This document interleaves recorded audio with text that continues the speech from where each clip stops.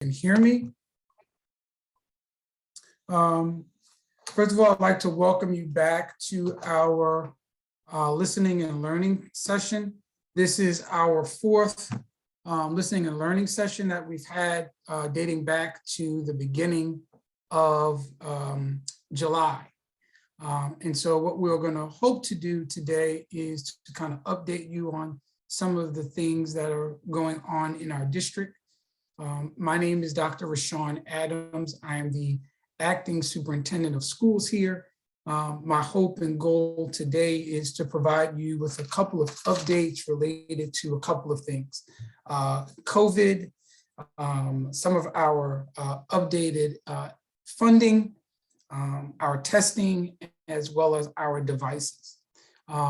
As you know, our focus this year coming in has been to provide a student-centered learning environment where we are student-centered, where we are working on improving our process, and we're focused on our outcomes. So we've been able to do a lot of those things within the first 5 weeks of school. So I want to kind of get into our talking points, not necessarily talking points, but to update you on information related to the district, right? So as you know, everyone in the state is dealing with COVID and how we've been responding to that. First, I want to thank our custodial engineers in our buildings, particularly our buildings and ground leadership, with our safety and cleaning protocols, making sure that they're cleaning all the touch points.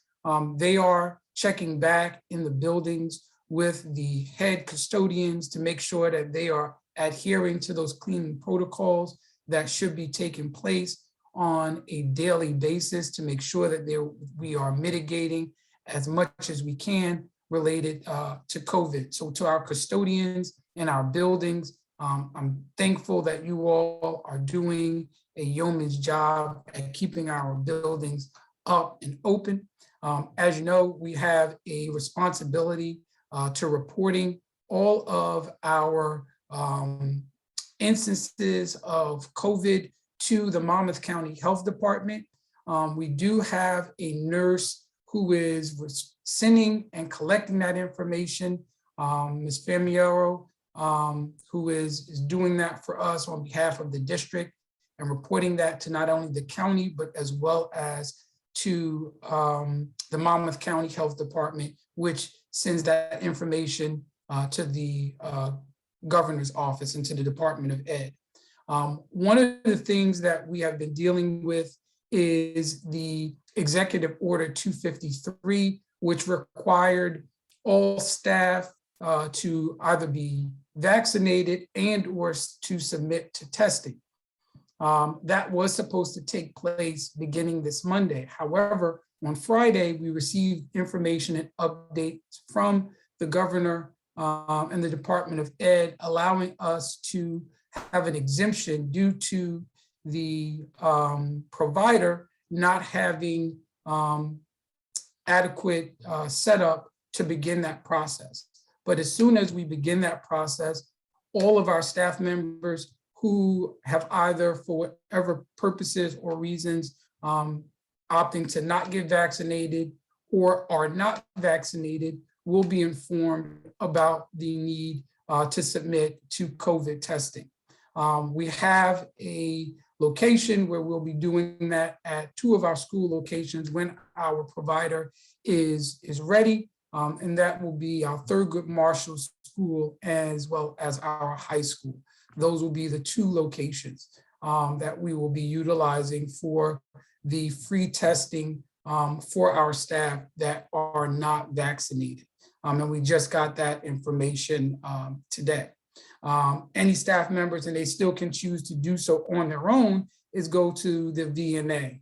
However, we are given that exemption leading up to this week. And once that information is provided to us, then we'll be able to inform our staff on what those next steps are. Now that includes every facet of our organization.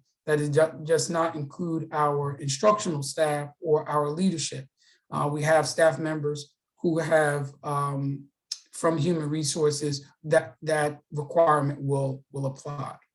And so again, we want to encourage parents to make sure that you are sending your children to school with masks. We do have a supply of masks, but we are giving out and have given out about 100 masks daily for those students that are either forgetting their mask or not bringing their mask to school. So we want to make sure that parents each day, that just like, you know, a coat, jacket, hoodie, you're sending your children to school with their mask. And we do have them in the youth size as well as the, you know, one size fits all for the adults or children over a certain age. And as you know, here in Asbury Park, there is no vaccination for students who are 12 and below. And so when we look at our student demographics, we have 2 buildings and a half of a building that has students that are in that category. So all of our students in Thurgood Marshall, as well as Bradley Elementary School, are not eligible for the vaccination. And then we have our students at the MLK Upper Elementary who are in grades 4, 5, who are below that 12 years old. And those students are not eligible for the vaccine. And so we ask that everyone, we're asking parents that you make sure that your students have their mask, so that way we can ensure their health and safety. As we know, last year around this time, there was a lot of information being said or being shared about the students in this particular age group. And so with these upcurrent variants, we know that now the most access age group to being impacted right now is that 12 and under age group. And so we ask that we make sure that you send your child with their mask, so that way we can provide a safe environment for them. The other area in which I want to discuss with you is regarding our substitute teachers. I would ask, and you'll see around town that we have signs for Kelly Services. It's on our social media, on our district webpage, on the cover, as well as lawn signs around the town, rather around the city. Kelly Services is our substitute service provider, and we would ask if you are interested or you know someone that's interested, that you would have them sign up through the information that is there through Kelly Services. As you know, about 8 years or so ago, that was well, if you don't know, I'm going to inform you, about 8 years or so ago, our substituting was outsourced due to financial constraints. And so that's been something that the district has been utilizing in terms of outsourcing our substitutes for coverage for when staff are absent. And so again, I want to ask you, if you know anyone who is interested in substituting, please have them. They can click on the code on our website, as well as call the 800 number for them to sign up for Kelly Services. The third area that I wanted to discuss with you is regarding a lot of information regarding what services that we've been providing. I want to thank our curriculum instruction department, as well as our supervisors who began our after-school STEM and STEAM program. As you know, we were unfortunate to not get the 21st Century Grant. I do want to thank Mr. Justin Arnett, his team, for doing an outstanding job over the last 5 years. Mr. Arnett will be with us until the end of the month, but I wanted to publicly thank him for the job that him and his staff did with our 21st Century Grant. With that, we are no longer receiving that $500,000 a year to support our after-school program. We have now taken that responsibility and cost on the district, utilizing some of additional funds from the federal government, as well as district funds, to ensure that we are still providing the same wraparound services to the community in terms of before care and after care, as well as what we've provided in the summer. And so with that being said, I'm sure everyone has heard about the monies that many districts are getting due to COVID, and they're called Esser Funds. And we are a district that will be receiving some of those funds. And so what those funds are intended for is to address accelerated learning and coaching, evidence-based summer and enrichment programs, comprehensive before and beyond the school day activities, and mental health services, as well as facilities improvements. If you don't know, Asbury Park has some of the more older facilities, with the exception of the Bradley School and Thurgood Marshall.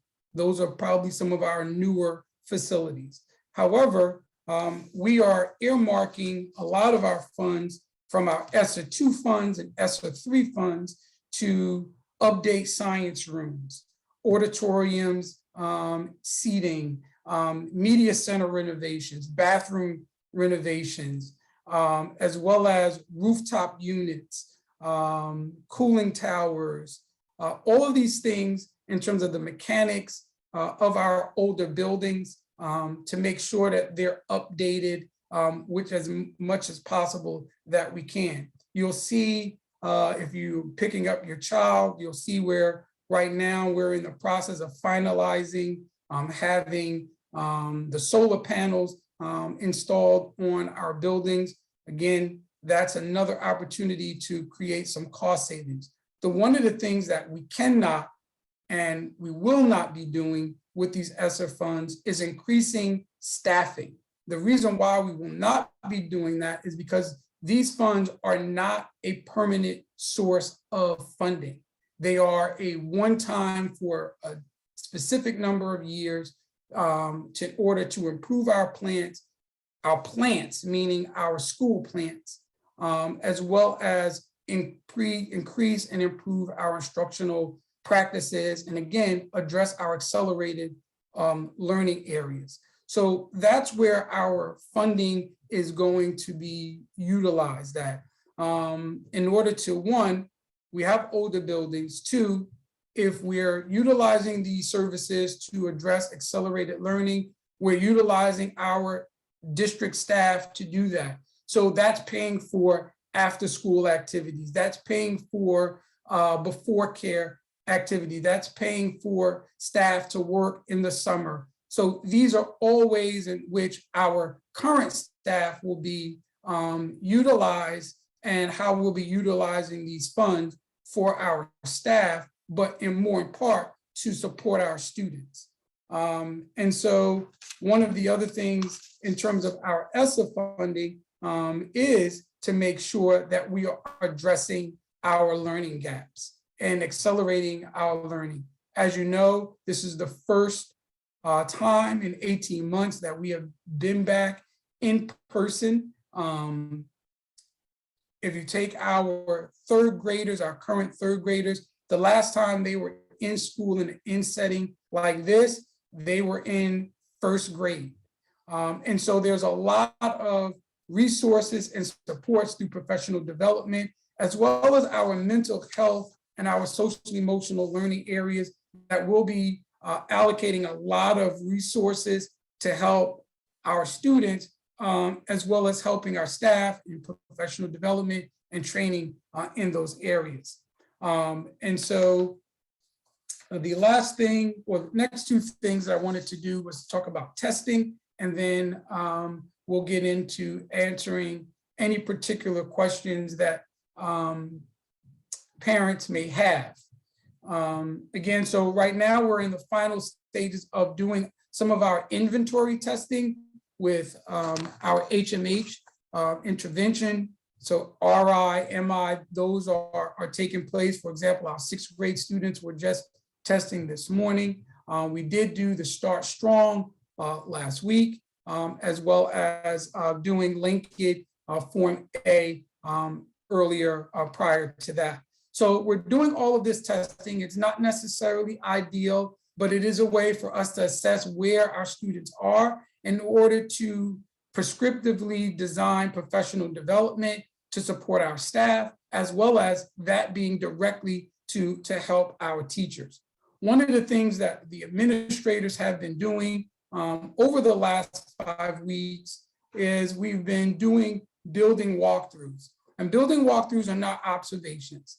Building walkthroughs are an opportunity to calibrate understanding of support for staff. And in the past 5 weeks, we've done about 68 classroom walkthroughs to help the administrators, again, retool themselves in order to help provide instructional feedback to the staff, which in turn would help to improve the instructional practices that are being delivered to students.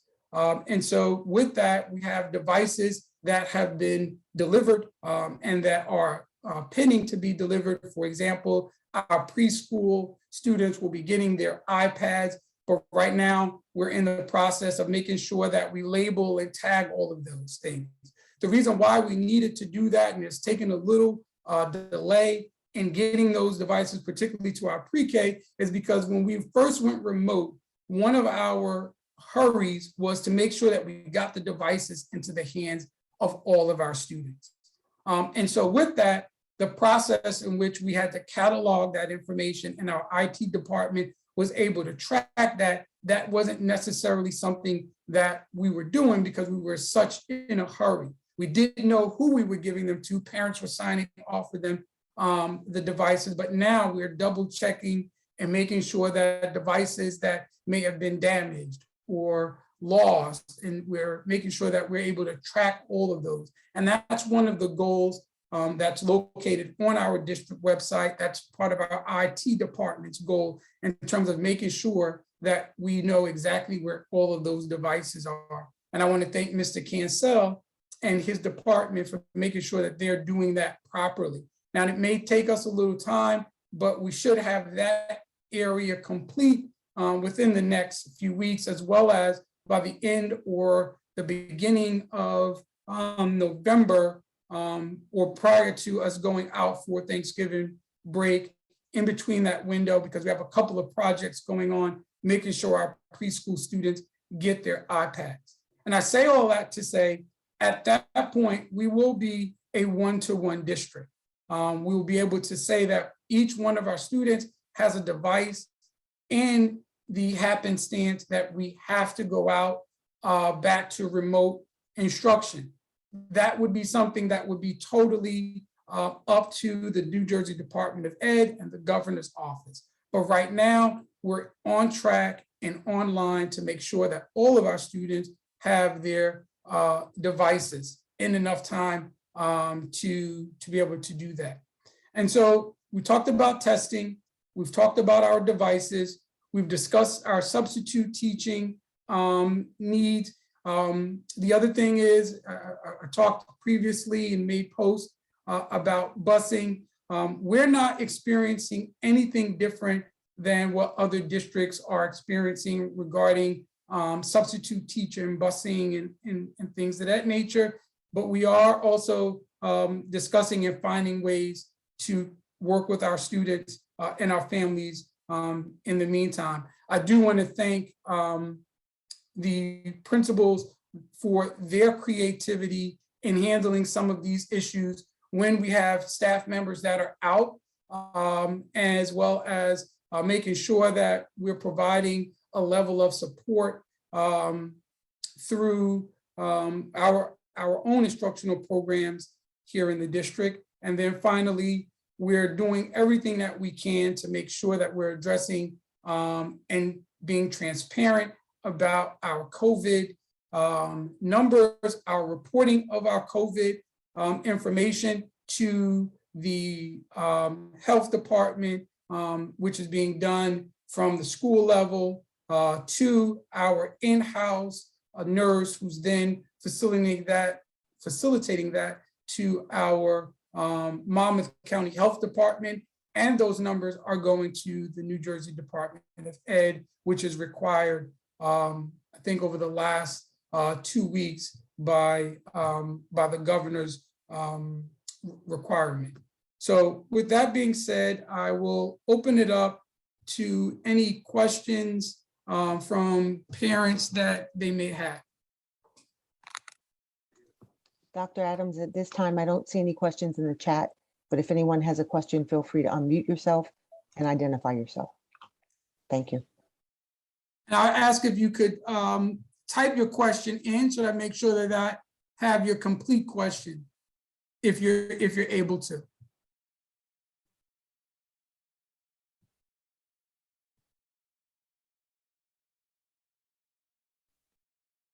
In the meantime, I do want to recognize our some of our high school and middle school sports teams who will, our football team made the playoffs. Our volleyball team is doing exceptionally well. Our cross-country athletes are also being recognized. Both our female and male athletes are doing well at both the middle school and the high school level. And that's a testament to their coaches and their hard work and the dedication of the athletes themselves. Hi, my name is Ariani Cortez. I work for Community Affairs and Resource Center. I don't have a question, but we are offering a lot of services to the community right now. We're working with the state to offer the COVID arrears rental program, as well as the COVID arrearage utility assistance program. And we have our Lead Safe program for children who are in preschool, kindergarten. And these are all free programs that we'd like to offer. We know people are still recovering financially. It's been hard to get back. So just so you know, these services are available to families. And if you need to refer anyone to us, I can leave my information into the message system. Ms. Cortez, thank you very much. I think Ms. Liz Lugo, who is our bilingual community, she's on there. She will definitely take your information. She just started with us. I want to welcome her on board. She has her, I know she has her hands full right now, but I know definitely those resources that you've mentioned, Ms. Cortez, I'm certain that our community of families are definitely going to probably take advantage of that. And so I want to thank you for that. Of course. I'm glad I can help. Thank you.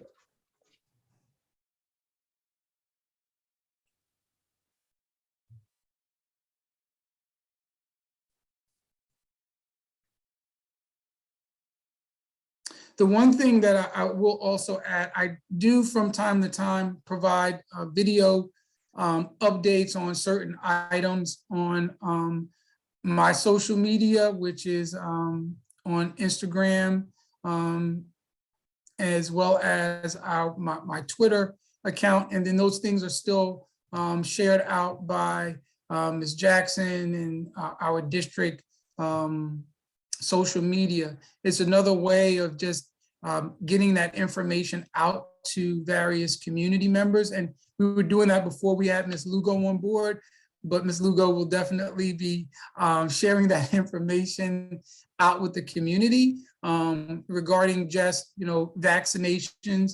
Again, I want to implore as many of you in the community that have access to various community members to consider getting vaccinated, if not to take advantage of getting frequently tested. As you know, it is critically important now that this new variant is definitely impacting students of a younger age, when previously before that was not a consideration. Again, we're now dealing with a heavy dose of our student population that are possibly being impacted by the new variant. And so we want to make sure parents know that you can get your kids tested at the VNA. I would, again, it is a personal choice of whether you want, if your children are eligible to get vaccinated by age to do so. But again, taking all necessary precautions to protect you and your family, it's really important that if you're not, that you make sure you keep your children home if they're not feeling well, if they're exhibiting any type of symptoms, or if they've been around folks who are, we would, need you to keep them home, not only for their safety, but for the safety of everyone around, as well as we are requiring all our staff to wear masks when they are in the buildings. And that's another thing that we have not conceded any grounds on, in terms of making sure we have students wearing their masks and encouraging them to, even when it becomes, tiring for students, at times to not see the importance, because again, they are children. But we want to make sure that we're encouraging, and the students have been doing a great job. I'm in the buildings at least 2 to 3 days a week, and I'm doing, every building in those 2 to 3 days, and visiting classrooms, seeing students in the hallways, and students are wearing their masks. And so we just want to continue to encourage them to do so. That's been a message that has been communicated to our principals to make sure that they're communicating that to the students as well as the staff in their respective buildings. This is our 4th listening and learning session. As we get ready to go into the month of November, I will not be doing one in November, and because we have a short month, as well as December. But we will, we'll reconvene this in January, because I really want, if, again, let me backtrack for a second. If and when the final decision is made from the board and all of the final decisions, then the new superintendent will, at their decision-making, either continue this or not. If I am, then we will reconvene in January. However, that is a process and a decision that is totally up to the board. But as of right now, it will be my last listening and learning session, providing you with a monthly update on what's going on in the district, because I want to make sure that I was able to update you through various means, not only on our website, but also hearing directly from me, so that way that you could share this information with the various folks within the community. And so if there are any questions, any final questions, I will at this time take them. If not, I want to thank you all for attending this 4th installment of our listening and learning session. And Ms. Cortez, you will definitely be hearing from Ms. Lugo, in short, with the shortness. All right. Everyone, I want to thank you for your support. Again, I believe in the children here in Asbury Park. I believe in the staff here in Asbury Park. I believe in the hope and the optimism here in our staff and what we can provide here in Asbury Park. From our preschool offerings to our secondary offerings, I believe we are the best option for if you are a resident here in Asbury Park. I believe in what our staff are capable of doing. I believe in the leadership in our buildings to lead as instructional leaders. And I want to thank them for all of their hard work in order to support our staff, because ultimately, as leaders, we get to support those who are doing the challenging work, but leadership by no means is an easy task. And so I want to thank them. And finally, Mr. Justin Arnett, who's been a viable part of our Asbury Park community. I want to publicly thank you for all of your hard work leading our 21st Century Grant for the last 5 years. And we wish you the utmost luck and success in all of your future endeavors. Everyone, have an awesome day, a phenomenal evening, and remember to take care of yourselves, wash your hands, wear your mask, and if you so choose to get vaccinated, it is, I believe, one of the things that helps. Have a great day.